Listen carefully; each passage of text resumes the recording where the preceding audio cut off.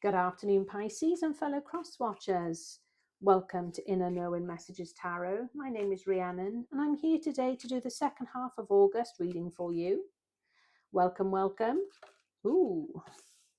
Take a slow, deep breath and allow yourself to arrive in this moment. If you found this reading today, trust that you are here for a reason and that's why you've been guided here. More importantly, that's your inner knowing. And you know it's time to listen to this reading, okay? Apologies for not being able to do any more readings so far. I was really hoping to do an eclipse reading, but unfortunately I've had a virus and I lost my voice. So my voice is probably a little croaky still. So apologies, guys, for that. But I'm back. Okay. So how are you all doing, guys? Let me know in the comments. If you haven't done so, please like and subscribe to the channel. I really appreciate your support. And this is the first 3 minutes of the reading will be your short. And then if you want to know the full in-depth information reading, then please go to the channel, go to the videos, and there you'll find all the zodiac signs with the full in-depth reading that I carry out each and every month. Thank you. So we start off with intuition with the Page of Cups.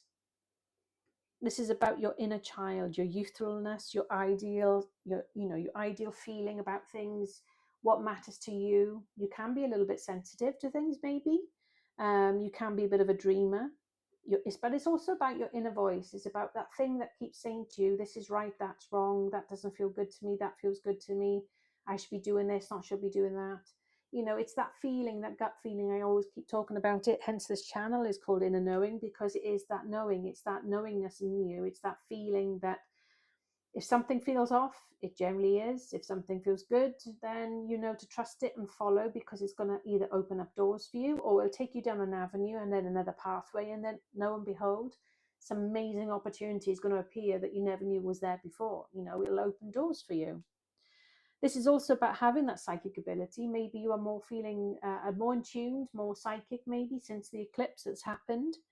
Your spiritual side as well is more strong, more apparent. And, you know, you're looking forward to having happier times, you know, happy news, and you could have an admirer. We also have the Hanged Person, card number 12. Now, card number 12, if you add 1 and 2 together, it comes to a 3, okay? So for those that want to know about numbers and things. Now, this is also about feeling trapped. Now, you might have been feeling trapped at some point, but now you've figured it out because you've taken the time to look at it from a different angle, a different perspective. And this is why now you're following that gut feeling of yours, which you feel is the right direction to go in. You've made your mind up. You're now in that situation where you could be applying for a job or have applied for a job, or you might be looking to go to university. You're waiting for your results to come through. You might want to relocate. You might want to start something, a business. You could be wanting to learn a new hobby, a skill, take up a dance lesson, dance classes. But this is also about letting go of things that no longer serve you. You've sacrificed enough. You know, you've given your best. You cannot make things work if they're not supposed to. You have to let go. And it is hard, you know. I've had to let go over the years so many times on so many different things. Even my marriage, you know, when I was married before. But sometimes you've got to learn to walk away, because if you know in your heart and in your gut feeling, your stomach, that you've given absolutely everything that you could to try and make something work, whether that's a job, a relationship or other, and things are still not right, things aren't working, then it's time to take that, you know, that brave move, that sort of decision to walk away. And because you've been upside down, or this energy of this person has been upside down, they've been able to see things from like an outside of you, like their eyes are now wide open. They now see everything from a different angle, different perspective. You know, like they say, love is blind. And if you've been in like a toxic relationship, you know, a lot of the time, you know, you try to give the benefit of the doubt, don't you? You think, oh, you know, they didn't mean it. They said they didn't mean it. They said they were sorry, or, you know, but unfortunately, change behavior is the apology. And if that behavior does not change, then you know that they don't really mean what they say, as in the apology of sorry. And that behavior is going to continue and potentially escalate, become worse. So you've got to make that decision. Is it now time to let go and walk away, move forward, whatever it is you've got to do to stay safe, to protect yourself? I know it's harder if you've got children, if you've got a family, but you've got to understand that that's going to impact them as well, whatever or how old they are. Children do pick up on a lot more than you realize. It does affect them. So, and I'm saying that from somebody that has come from a broken home. Where my mother was once married to my dad, and that was disastrous. She went on to marry again, and that was another disastrous marriage. So I definitely seen things, and from myself being married once and then moving away from it. So I do get it. It's not easy, guys, but you've got to make that decision and be strong. Okay, have that courage and that faith inside you. Okay, if you believe in God, then have a little prayer, have a little thought about things. Take a moment, read a a verse or two from the Bible, whatever you feel called to do. Take time out, have a cup of tea, sit in the garden, go for a walk, whatever it is you're able to do, just to try and clear your head, collect your thoughts, and then question yourself things and see what your tummy is telling you. That gut feeling is going to say either yes or no to something. If your gut feeling is feeling off, something feels off, then that's your indicator. That's it telling you it's now time to do something about it. Make that move, that decision, whatever. If there's been, sorry to go waffling on here, but I just feel like I've got to say this for a reason to somebody who's listening today. If you have evidence that someone has been treating you in such a way that you can take photographs, you can take screenshots, you can send that information on to somebody who you trust, confidential, family member, friend, whoever, work colleague, whether it's happening in work or at home, relationship, husband, whatever. If you're able to take copies, evidence, photographs, whatever it is, do that, because you never know if that person is going to be able to grab hold of your phone, gain access to it, and delete whatever evidence you have there. So if you can forward on whatever evidence you have to support you in your case, your situation, do that. You're protecting yourself. It's not being cunning or sly. You have to do what's right for you, because believe me, if the shoe was on the other foot, that other person would be doing exactly the same. I was dating someone over 3 weeks, and I had some red flags, and I knew this person wasn't for me. And so I was going to say, look, I think there's no point continuing dating. I think, we need to draw a line and move on. Let's just call it a day. But that person actually turned around and said to me, oh, I don't think you're for me.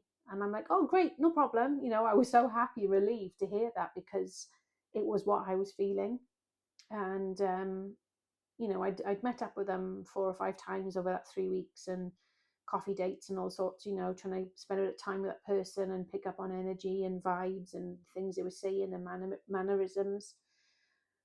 And that person turned out to be an absolute head case, to the point where I actually had to go to court and have a restraint order put out on them, because they thought, by saying that to me, that I was going to be chasing them and, doing everything and anything just to sort of bow down to that person. And they were a fool, because they didn't really they underestimated me. They didn't realize who they were dealing with when it came to me. I don't mess around.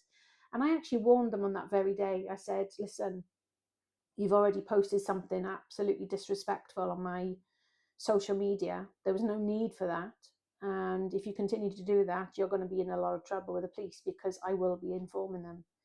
And he didn't listen, and he continued. And believe me, it was a tough time, and it was horrible having to go to court. I've never been to court in my life. And to get a 2-year restraint order out on that person was relieving, but scary. It's not nice. So when I say to you I could write a book, maybe 3, I'm not exaggerating when I say that. I don't wish that upon anyone, but I'm simply sharing that because I want to make you understand that there are not some nice people out there. I'm not tarnishing everyone, don't get me wrong, because I'm with an amazing guy now. I'm very happy, very fortunate, very grateful for the relationship I now have. To the point for me to be able to get into a relationship again and trust someone is saying something, because I had such a bad experience. However, if you are going through a tough time, if something feels off, like I say, just take photographs, share that evidence with someone, send it via email so you know there's an email trail. You got photographic, video evidence, whatever you can send to somebody, a family, friend, member, a work colleague, someone you can trust, because you never know, something may happen. If you feel like something is off, trust your gut, guys. Trust it. Okay. I know I've waffled on a bit more than I should have, but I felt like I needed to say that. And look, the next card, it says action. This card says, my divine action incites love and harmony. I am aware of my thoughts and driven by positive forces. I listen to my heart. My desire to manifest light transforms and tests into growth.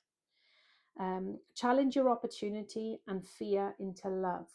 Okay, but you've got to love yourself first. You've got to pour into yourself first before you can help and pour into others. Okay, protect yourself. And then this card says 1919. This is from the Angel Oracle number cards, and it's all about cycles. It says karma, warning, judgment, influence, power, cycles, changes, and rebirth. Karma will be paying you a visit. Release the need to control, because you cannot force things. Learn from your lessons so that they don't repeat in the future. Make some space for new experiences. So for me, I feel this is about walking away from something that's really toxic. I keep feeling this for somebody who's watching, whether you're a Pisces or whether you're a cross watcher. Please, if you're picking up on that thought, that feeling, trust it. Okay, I cannot stress that enough. Thank you all for being here, guys. I always appreciate your time.